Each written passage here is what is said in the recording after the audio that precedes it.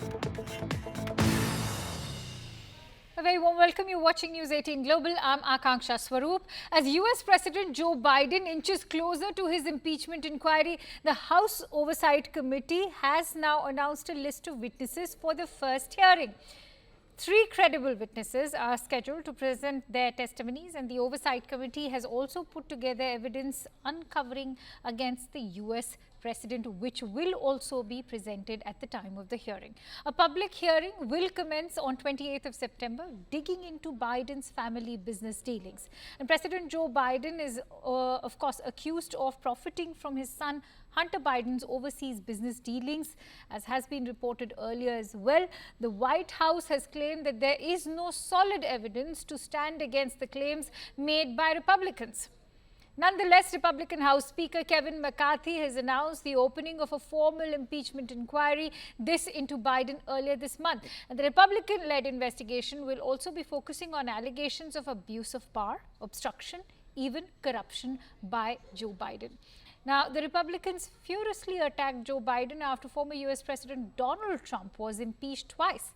If the Republicans succeed with this impeachment, Biden would be the 5th president in US history to be impeached. Remember, this is something he certainly can't afford, considering US is headed into presidential election in 2024.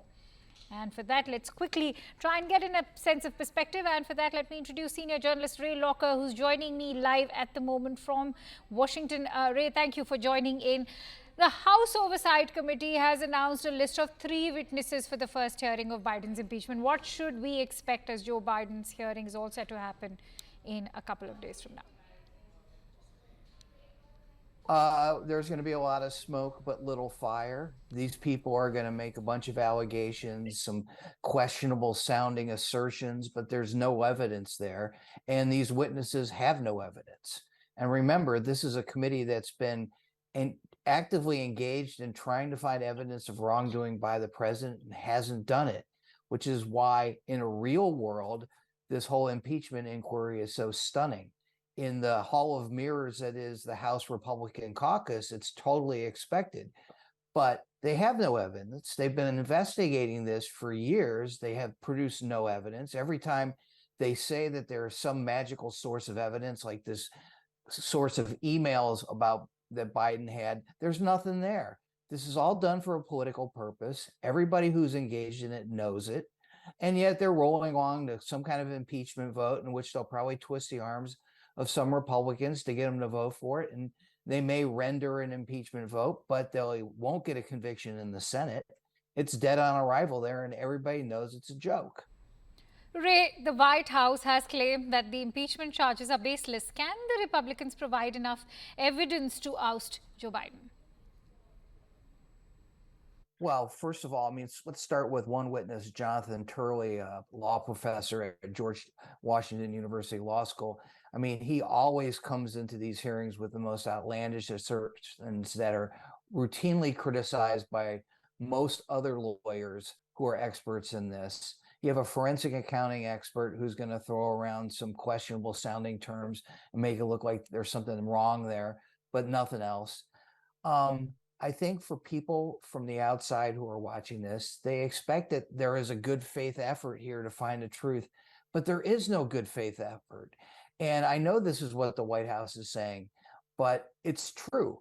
I mean, I've watched a lot of congressional investigations over the years. I've written 2 books about Richard Nixon, who was the subject of an impeachment investigation. I know what these things look like when credible people are working on them, and these are not credible people. Ray, Donald Trump had repeatedly said that his indictments only bring him to the limelight amid the US presidential elections. Do you think Biden's impeachment will also have a similar impact? Well, I think it's going to galvanize his supporters. I mean, that's what usually happens here. Does it sway independent voters who might be on the fence about him? Look, it doesn't help, because all of the constant talk about this creates the appearance that there's something wrong. And that's hard to escape. Most people don't pay attention to this stuff. They hear about it in bits and pieces in the news or from a friend at a soccer game or somewhere at school. And, oh, it sounds bad. There's an impeachment investigation. He must have done something wrong. That's what the House Republicans are counting on. They don't have any substance there. If they did, they would go forth with it. You'd see the witnesses, you'd see the evidence. They don't have it. They've never had. All right. Now, Ray, considering the fact that the President of the United States, the person with the highest position in the government, is going to be impeached, how fairly do you think these proceedings will be conducted? I don't think they'll be fair at all. I think you're going to see some Democratic members of the committee make some pretty pointed comments about this, pick apart the witnesses. It really doesn't matter. This is a show trial. The outcome is preordained. You know, there's nobody on this committee on the Republican side who's kind of an independent voice who's going to say, wait a minute, this doesn't make any sense. And so they're going to get a vote out of it. It'll probably go to the House floor. You'll see some heated debate. There will be a narrow vote to impeach, or maybe it won't pass. I mean, you have some Republicans who represent Democratic districts, but it'll suck up a lot of time when the Republican primaries are going on. It will make Biden look bad, sort of, and that's what they're counting on.